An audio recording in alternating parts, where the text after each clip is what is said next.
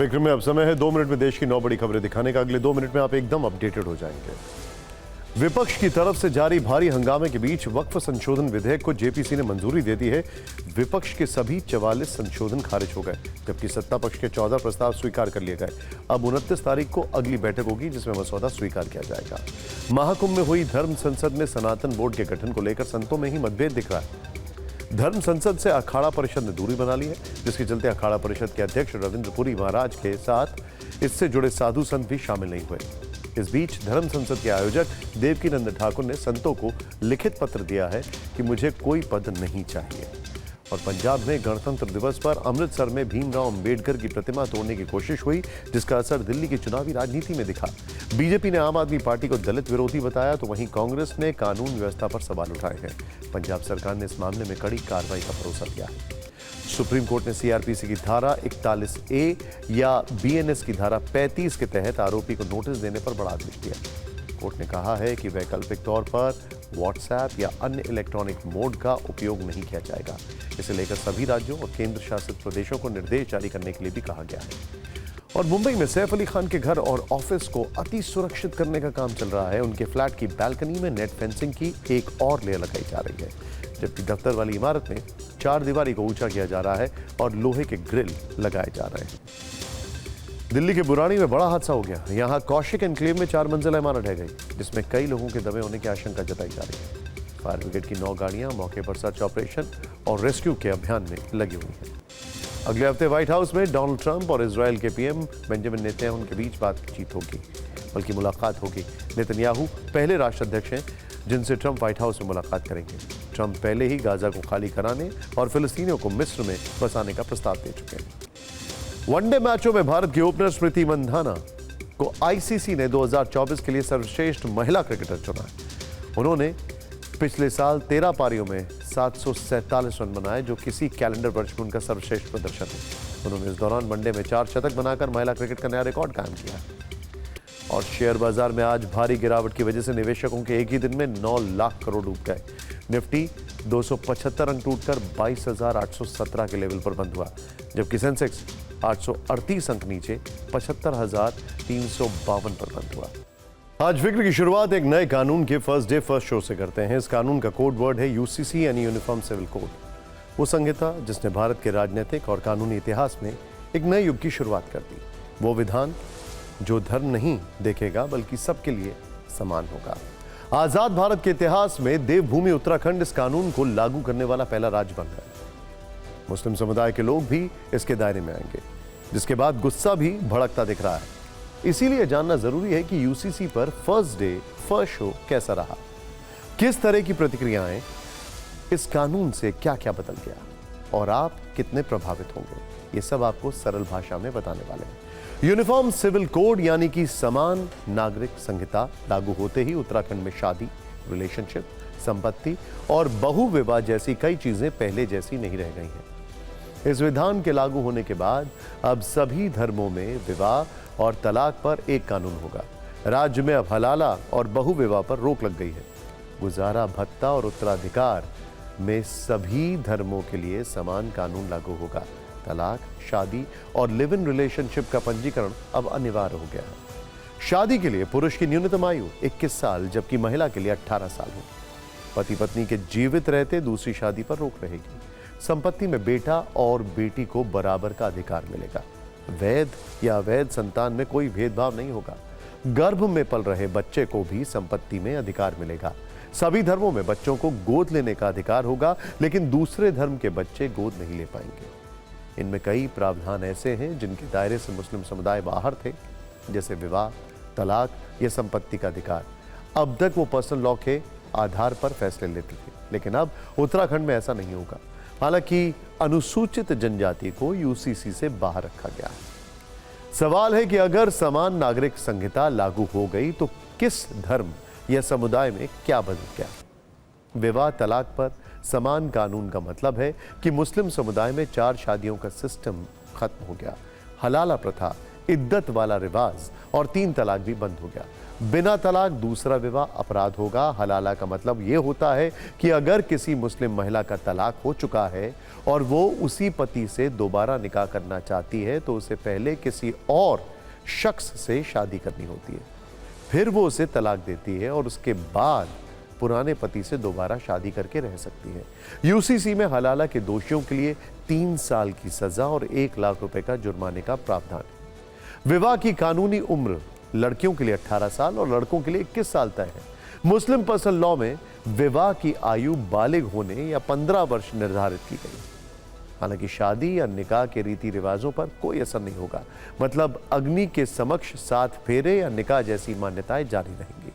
विरासत और उत्तराधिकार पर एक समान विधान से बेटियों के साथ भेदभाव खत्म हो जाएगा। महिलाओं को भी संपत्ति का हक मिलेगा। यही नहीं, पत्नी भी गुजारा भत्ता मांग सकेंगी, जिसे लेकर मुस्लिम पर्सनल लॉ में कोई स्पष्ट नियम नहीं है। लिव इन रिलेशन में रहने के लिए माता पिता की अनुमति अनिवार्य होगी। ऐसे कपल को रजिस्ट्रार के सामने रिश्ते की घोषणा करनी होगी।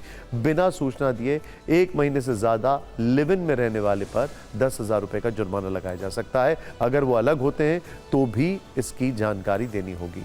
लिव इन से पैदा हुए बच्चे को वैध माना जाएगा। लिव इन रिलेशन टूटने पर महिला गुजारा भत्ते की मांग कर सकेगी। शादी और लिव इन रिलेशन का पंजीकरण करवाने के लिए उत्तराखंड सरकार ने एक वेबसाइट बनाई है। रजिस्ट्रेशन के लिए 500 रुपए की फीस देनी होगी। जरूरी दस्तावेज देने होंगे। यूसीसी से एक चीज साफ हो गई है कि सभी धर्मों के लिए मजहबी डिस्काउंट खत्म हो चुका है। एक विशेष समुदाय में बड़ा हंगामा मचा है।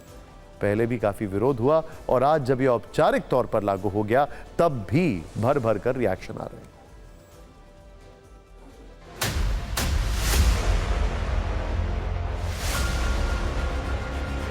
वो मुसलमानों को मजहबी मामलात में दखल देकर उन पर एक तरह से हिंदू लॉ थोपना चाहते हैं या दूसरे वो लॉ थोपना चाहते हैं जो इस्लाम के खिलाफ है।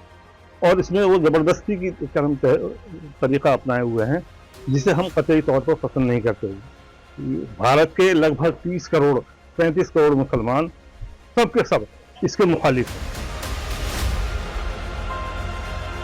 पूरे उत्तराखंड में लागू होता है, लागू किया जाता है और इसमें कहीं भी उस शरीयत के उसूलों से कहीं कोई टकराव नहीं है और समानता है, तो मुसलमान इस यूसीसी को मानेगा। और अगर कहीं कुछ ऐसे वसूल हैं जिन पर मुखालफत हो रही होगी शरीयत की, तो फिर ऐसी कंडीशन में मुसलमान बाध नहीं है और उस पर अमल करने के लिए मजबूर नहीं है। यूनिफॉर्म सिविल कोड कतई तौर पर न तो हमारे प्रदेश की ज़रूरत है न हमारे मुल्क की ज़रूरत है। ये बात अलग है कि कुछ सियासी मकासद को हासिल करने के लिए और अपने पॉलिटिकल बेनिफिट के लिए उत्तराखंड में यूनिफॉर्म सिविल कोड को नाफिज करने की बात कही गई है। हालांकि जो यूनिफॉर्म सिविल कोड का खाका है वो यकीनन उस खाके में सिवाय मुसलमानों के हुकूक की तलफी और मुसलमानों के हुकूक को छीनने के और कुछ नहीं है। समान नागरिक संहिता उत्तराखंड में 2022 में हुए विधानसभा चुनाव के दौरान बीजेपी से किए गए प्रमुख वादों में एक था। पार्टी ने सत्ता में वापसी की तो पुष्कर सिंह धामी के नेतृत्व में मंत्रिमंडल की पहली ही बैठक में इसके प्रस्ताव को मंजूरी दे दी गई। उसका मसौदा तैयार करने के लिए विशेषज्ञ समिति के गठन पर मोहर लगा दी गई, जो अब राज्य में कानून का रूप ले चुका है।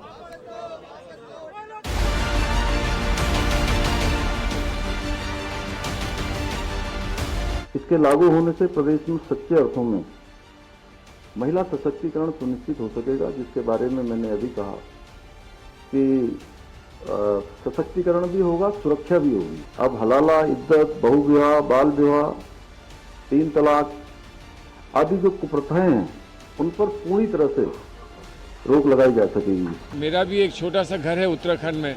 अब क्या मुझ पर ये लागू होता है कि नहीं होता है? वो ये भी कहता है कि उत्तराखंड के जितने निवासी उत्तराखंड के रहने वाले हैं वो कहीं भी हो उन पर ये लागू होगा।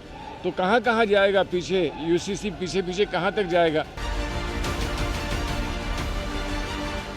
See, our founder fathers, those constituted our constitution, they have advocated for uniform civil code, and I feel after the so many years of the independence, now it is the right time to have a uniform civil code for all the citizens of our country. इनकी सरकारें जहां जाती इन लोगों ने खेल खेलने की कोशिश की, लेकिन समान नागरिक कानून लाने में बीजेपी अभी भी सक्सेस नहीं हुई, ये स्पष्ट हुआ है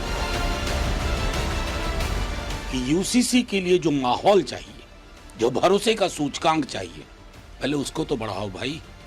वो तो आपने न्यूनतम स्तर पर डाल दिया। इतना जहर बो रहे हो ना पूरे समाज में, पूरा का पूरा समाज उस जहर को पी करके क्या क्या छवियां हम देख रहे हैं, क्या सरकार नहीं देख रही? ये कहाँ का यूसीसी है? तो यूनिफॉर्म सिविल कोड हुआ ही नहीं। आप Hindu succession act, Hindu marriage act को तो एक्सेप्टेंस दे रहे हैं, और आप ट्राइबल्स पे तो लागू नहीं हो रहा है। गोवा के अंदर शादी के कानून अलग है। अब आप वहाँ पर ये ला कर सिर्फ एक ही चीज़ करना चाहते हो, मुसलमानों के जो शादी ब्याह तलाक प्रॉपर्टी से रिलेटेड इशू है ना, उसमें आपको दखलबाजी करना है और कुछ नहीं। उत्तराखंड में लागू है यूसीसी के विरोध में आज मुस्लिम सेवा संगठन ने प्रदर्शन करते हुए राज्यपाल को ज्ञापन भी दिया है। उत्तराखंड में यूसीसी लागू होते ही कुछ अन्य राज्यों की भी चर्चा शुरू हो गई है। असम सहित देश के कई सूबे उत्तराखंड के यूसीसी अधिनियम को एक मॉडल के रूप में अपनाने की इच्छा जाहिर कर चुके हैं। ऐसे में माना जा रहा है कि आने वाले दिनों में कुछ और राज्य संविधान में सुझाए गए इस रास्ते पर चल सकते हैं। संविधान के अनुच्छेद 44 में इस कानून का जिक्र किया गया है। महाकुंभ में गृह मंत्री अमित शाह की सनातनी डुबकी की बात करते हैं। इसकी तस्वीरें आज चर्चा का विषय बनी हुई हैं। गृह मंत्री अमित शाह ने संगम में साधु संतों के सानिध्य में डुबकी लगाई, सपरिवार पूजा पाठ किया। महाकुंभ में गृह मंत्री अमित शाह के मंत्रोच्चार वाले स्नान पर हमने फिक्र की वीडियो फाइल तैयार की है। इन तस्वीरों के हर फ्रेम में अमित शाह का सनातन प्रेम है। अमित शाह के साथ जूना अखाड़े के महामंडलेश्वर अवधेशानंद गिरी, निरंजनी पीठाधीश्वर कैलाशानंद थे। अखाड़ा परिषद के अध्यक्ष रविंद्र पुरी थे। साधु संतों के सानिध्य में वैदिक विधि से अमित शाह ने स्नान किया। मंत्रोच्चार के बीच उन्हें आचमन कराया गया, माथे पर चंदन लगाया गया। करीब 10 मिनट तक उन्होंने संगम में स्नान किया। स्नान के बाद अमित शाह ने भगवान सूर्य को प्रणाम किया, गंगा आरती भी की। इस तरह अमित शाह संगम घाट पर करीब 45 मिनट तक रहे, जिसमें स्नान भी हुआ और पूजा अर्चना की। आपको बता दें कि गृह मंत्री अमित शाह आज सुबह 11:30 बजे एयरपोर्ट पहुंचे थे, जहां यूपी के सीएम योगी आदित्यनाथ और दोनों डिप्टी सीएम केशव मौर्य और ब्रजेश पाठक ने उनका स्वागत किया। जिसके बाद अमित शाह अरेल के घाट पहुंचे, जहां पर पहले से कई साधु संत मौजूद थे, जिनमें कैलाशानंद भी थे। रिजर्व वीवीआईपी टेंट हाउस में गृह मंत्री ने अरेल घाट पर कई साधु संतों से मुलाकात की और तकरीबन आधे घंटे तक बातचीत की। इसके बाद अरेल के वीवीआईपी घाट से विशेष स्टीमर पर गृह मंत्री अमित शाह परिवार समेत संगम तट पहुंचे और स्नान किया। अमित शाह ने अपने कुंभ दौरे के दौरान गुरु शरणानंद जी महाराज, गोविंद गिरी जी महाराज से मुलाकात की। गुरु शरणानंद जी के आश्रम के बाद अमित शाह ने निरंजन पीठाधीश्वर आचार्य महामंडलेश्वर स्वामी कैलाशानंद गिरी महाराज से भी मुलाकात की। संगम में स्नान के बाद गृह मंत्री अमित शाह ने गेरुआ वस्त्र धारण किया और पूजा अर्चना की। संगम तट पर पूजा के दौरान अमित शाह का पूरा परिवार था।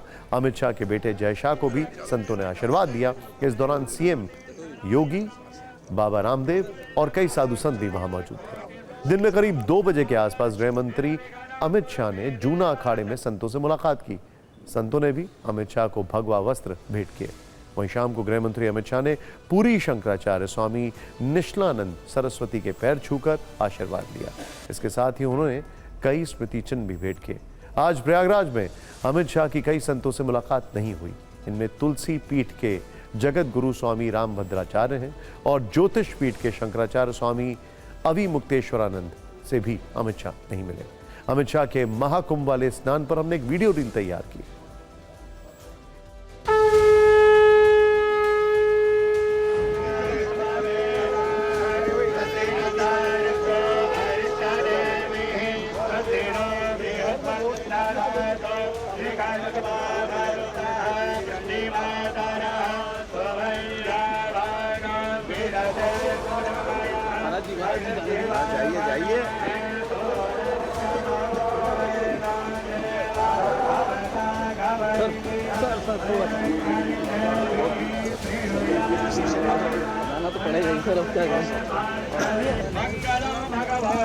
जल गुरु जी।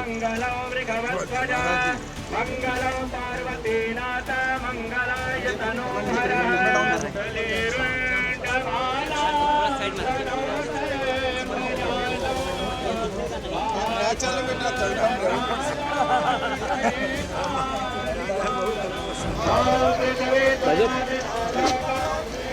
धन्यवाद।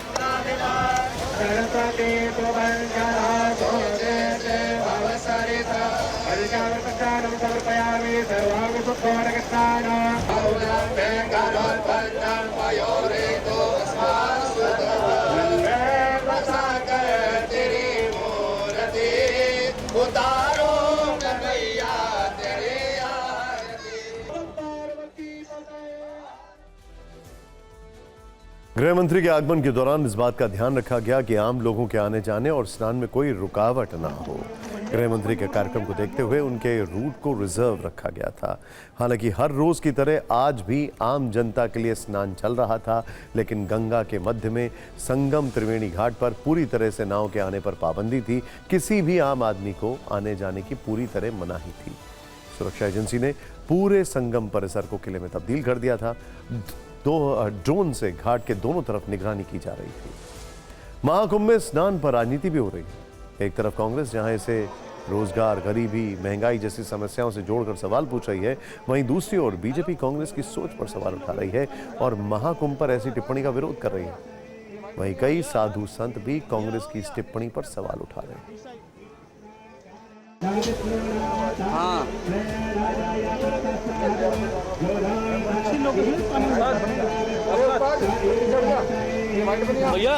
अरे भाई, गंगा में डुबकी लेने से गरीबी दूर होती क्या? आपको खाना मिलता पेट को? इस प्रकार के वचन, सनातन के खिलाफ इस प्रकार के बोल, ये शर्मनाक। राहुल गांधी और कांग्रेस पार्टी को इस पर एक्सप्लेनेशन देना चाहिए कि आखिरकार कांग्रेस पार्टी की ऐसी सनातन विरोधी सोच कैसे हो सकती है। अरे जब बच्चा भूखा मर रहा है, बच्चा स्कूल में नहीं जा रहा है, मजदूरों को मजदूरी नहीं मिल रही है, जब ये है तो ये लोग जाकर हजारों रुपए खर्च करके कंपटीशन पे डुबकियां मार रहे हैं।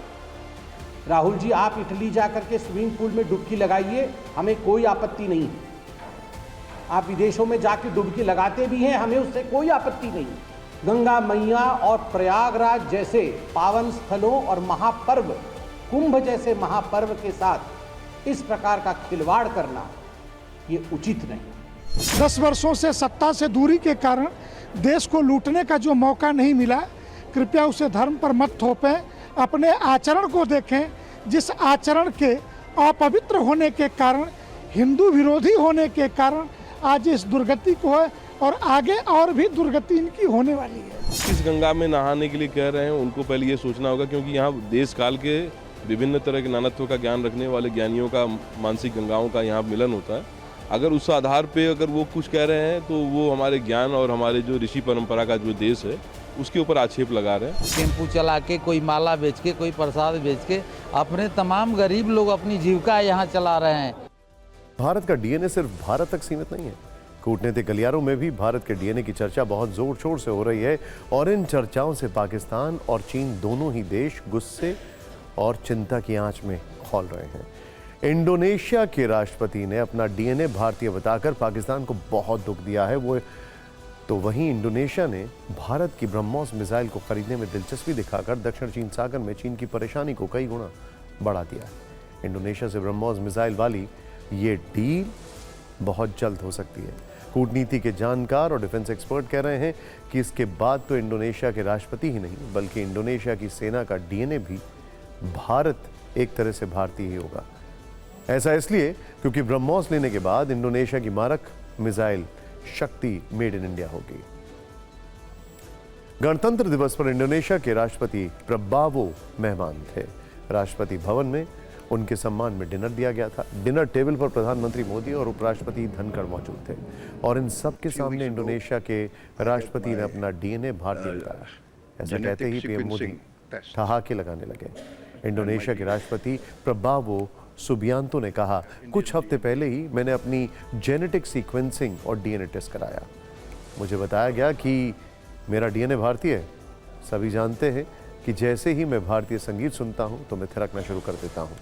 ये मेरे भारतीय जीन का असर होना चाहिए। Few weeks ago, I had my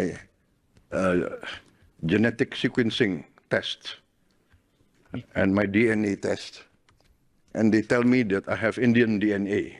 So, so, and everybody knows when I hear Indian music, I start dancing. So, you know, it must be part of my makeup. So, I'm very proud to be here. Indonesia दुनिया की सबसे बड़ी मुस्लिम आबादी वाला देश है। यहाँ हिंदू आबादी 2% से भी कम है, लेकिन भारत और इंडोनेशिया के आपसी संबंधों का इतिहास सदियों पुराना है। इंडोनेशिया की हर चीज पर संस्कृत की छाप देखने को मिलती है। इंडोनेशिया में हिंदू देवी देवताओं की पूजा होती है, भाषा पर भी प्रभाव है। वहाँ कई मुसलमानों के नाम कृष्ण, विष्णु, विद्या या प्रिया जैसे मिल जाएंगे। इंडोनेशिया ने वर्ष 1998 में एक खास थीम के तहत भगवान गणेश की तस्वीर वाले नोट भी छापे थे।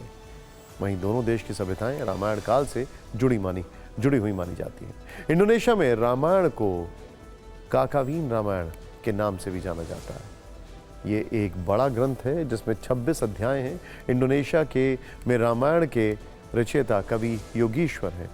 इंडोनेशिया में राम की राजधानी को योगकर्ता के नाम से जाना जाता है।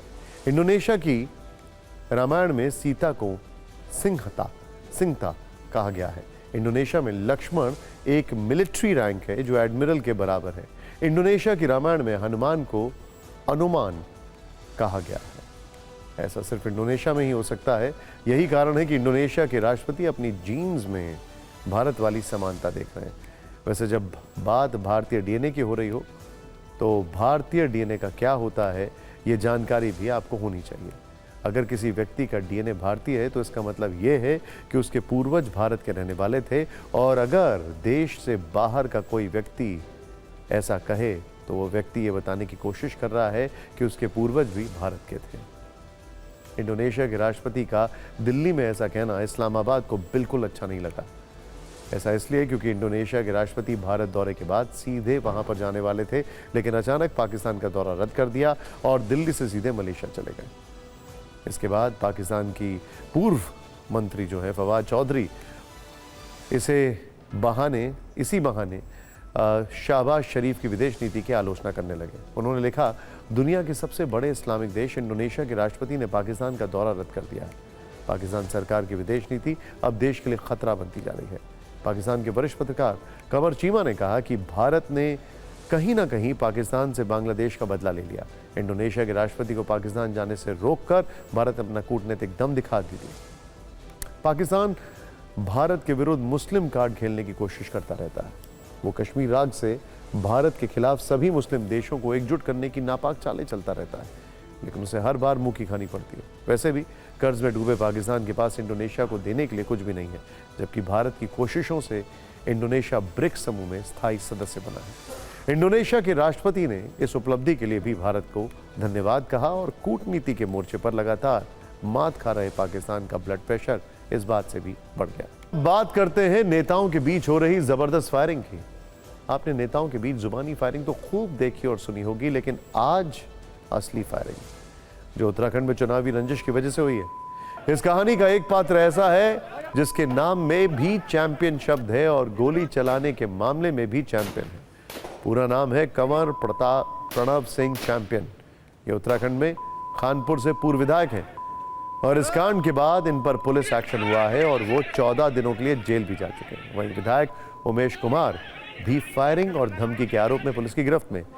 यानी इस बार विवाद थोड़ा बड़ा है क्योंकि सीधी टक्कर पूर्व विधायक चैंपियन और खानपुर के वर्तमान विधायक उमेश कुमार के बीच है।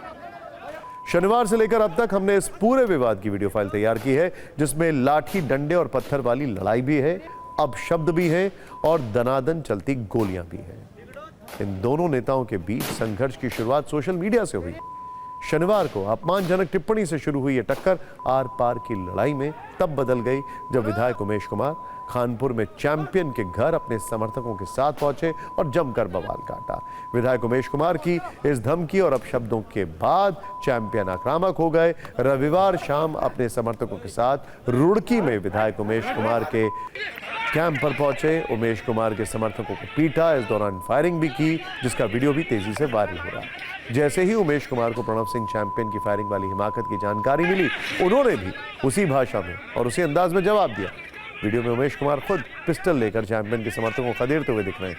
यानी उत्तराखंड की यह कहानी किसी एक्शन फिल्म की तरह है जो अचानक अपशब्दों वाली बोली से गोली में बदल गई। इसमें राजनीतिक रंजिश वाला एंगल भी है। दरअसल शनिवार को उत्तराखंड में निकाय चुनाव के नतीजे आए। इसमें खानपुर के विधायक उमेश कुमार के उम्मीदवार हार गए और प्रणव सिंह चैंपियन के उम्मीदवार जीत गए।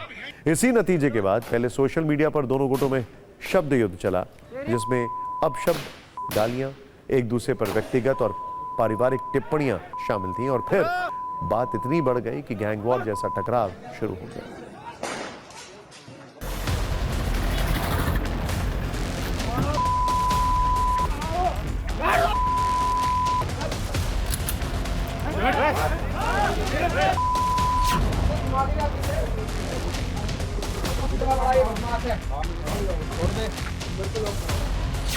तेरे लंडोरे में तेरे महल पे खड़ा हूँ और तेरे घर भी होके आया हूँ। ना तू रुड़की वाले घर में है ना महल में है। अब बता कहाँ आना है।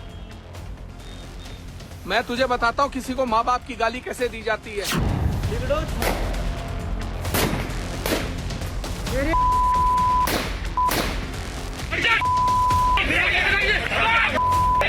10:28 में मैंने फोन किया, मैंने FIR लिखी, लेकिन हमारी कोई सुनवाई नहीं हुई। जब नहीं हुई तो फिर आदमी को अपना सम्मान तो रखना पड़ेगा।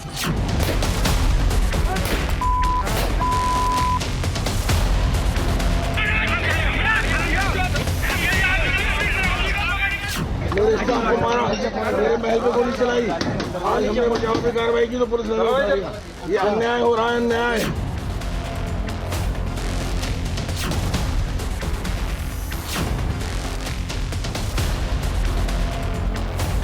पुलिस प्रशासन कार्रवाई नहीं करेगा तो प्रणव सिंह की ईंट से ईंट बजा दी जाएगी।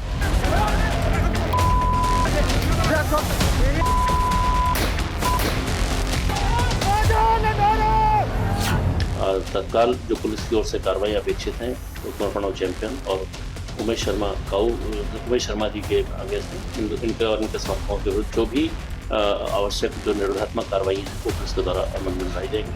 हरिद्वार की कानून व्यवस्था को किसी भी प्रकार से अगर कोई चुनौती किस प्रकार से दी जाएगी उससे हम लोग सबके साथ। अब दिल्ली के चुनावी चैप्टर खोलते हैं। प्रचार के लिए बस एक हफ्ते का वक्त बाकी है। सारे दल अपने अपने वादे और घोषणा पत्र जारी कर चुके हैं। आज औपचारिक तौर पर आम आदमी पार्टी ने अपने वादों की गारंटी इकट्ठा जारी कर दी है और काफ़ी जमकर बहुत सारे वादे किए हैं। इकट्ठा इसलिए क्योंकि अब तक अलग अलग दिनों में अलग अलग वादे बताए जा रहे थे। आम आदमी पार्टी ने से दिल्ली की जनता के लिए केजरीवाल की 15 गारंटी का नाम दिया है। हालांकि इन गारंटी को जारी करने के दौरान अरविंद केजरीवाल कुछ ऐसा कह गए कि गारंटी से ज़्यादा उस बयान का जिक्र होने लगा। उन्होंने कबूल किया कि हाँ, वो 2020 में किए गए कुछ वादे पूरे करने में फेल हो गए। पहले सुनिए उन्होंने क्या कहा, फिर आपको उनके वादों की लिस्ट बताते हैं। हमने 2020 में भी करी थी। 2020 में मैंने कहा था हर घर में 24 घंटे पानी का इंतजाम करेंगे और साफ पानी का इंतजाम करेंगे। हमने कहा था यमुना साफ करेंगे। हमने कहा था दिल्ली की सड़कों को यूरोपियन स्टैंडर्ड का बनाएंगे, इतनी साफ सुथरी और शानदार सड़कें बनाएंगे कि कोई भी आए तो देखे भाई हाँ दिल्ली देश की राजधानी है, अच्छी लगती है, सुंदर लगती है। ये 3 गारंटी मैंने 2020 में दी थी। आज मैं सबके सामने कबूल कर रहा हूं कि ये 3 काम हम नहीं कर पाए पिछले 5 साल में। राजनीति में भर भर के वादे किए जाते हैं, कुछ पूरे होते हैं, कुछ नहीं भी होते हैं। ये भी राजनीति का एक रंग है कि नेता खुद कह रहे हैं कि हाँ मैं कुछ गारंटी पूरी नहीं कर पाया। खैर अब ये देख लेते हैं कि केजरीवाल ने दिल्ली वालों से कौन कौन सी जो गारंटी है, 15 पक्की गारंटी जो कौन कौन सी उन्होंने दी हैं, आइए देखते हैं। उन्होंने कहा कि बेरोजगारी की समस्या को दूर करेंगे, महिला सम्मान योजना के तहत हर महीने 2100 रुपये देंगे, संजीवी योजना में बुजुर्गों को फ्री इलाज मिलेगा, गलत बढ़े हुए पानी के बिल माफ होंगे, हर घर 24 घंटे साफ पानी मिलेगा, वो भी पीने का पानी मिलेगा। स्वच्छ यमुना का वादा फिर से किया गया है। यूरोप की तर्ज पर दिल्ली की सड़कें चमकाई जाएंगी। छात्रों के लिए डॉक्टर अंबेडकर छात्रवृत्ति योजना का जिक्र है। सभी छात्रों के लिए बस यात्रा मुफ्त और मेट्रो किराए में भी 50% की छूट मिलेगी। सभी पुजारियों और ग्रंथियों को 18,000 रुपये प्रति माह का वादा है। इसके अलावा किराएदारों के लिए मुफ्त बिजली पानी योजना लागू होगी। सभी बंद और पुरानी सीवेज लाइनों को बदला जाएगा। नए राशन कार्ड बनाए जाएंगे। ऑटो वालों की बेटियों की शादी के लिए 1 लाख की आर्थिक मदद देंगे। उनके बच्चों को मुफ्त कोचिंग मिलेगी। साथ ही 10 लाख का जीवन बीमा होगा। वहीं गार्डों को रखने के लिए RWA को विशेष फंड दिया जाएगा। लेकिन यह सब तब होगा जब दिल्ली में एक बार फिर आम आदमी पार्टी की सरकार बनेगी।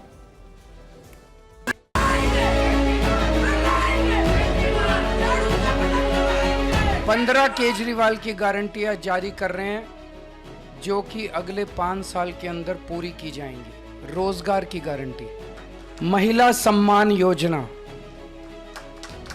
कि हर महिला को हर महीने 2100 रुपए उसके बैंक अकाउंट में दिए जाएंगे। दिल्ली की जनता अब उनको अरविंद केजरीवाल को घोषणावाल कहने लग गई है, क्योंकि वो रोज नई घोषणा करते हैं, रोज नए झूठ बोलते हैं। और इनका हर चीज को फ्री कर देने के अलावा और कोई एजेंडा नहीं है दिल्ली के लिए।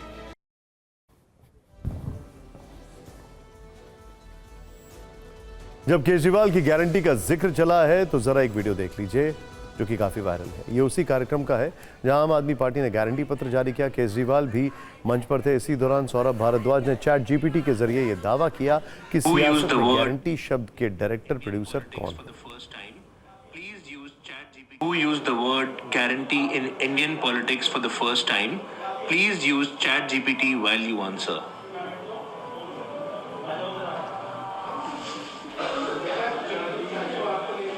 The term guarantee was first prominently used in Indian politics by the Aam Aadmi Party AP during the 2020 Delhi Assembly elections. Journalist Rajdeep Sardesai noted that AP's use of guarantee in their campaign was a pioneering move, which was later adopted by other parties in subsequent.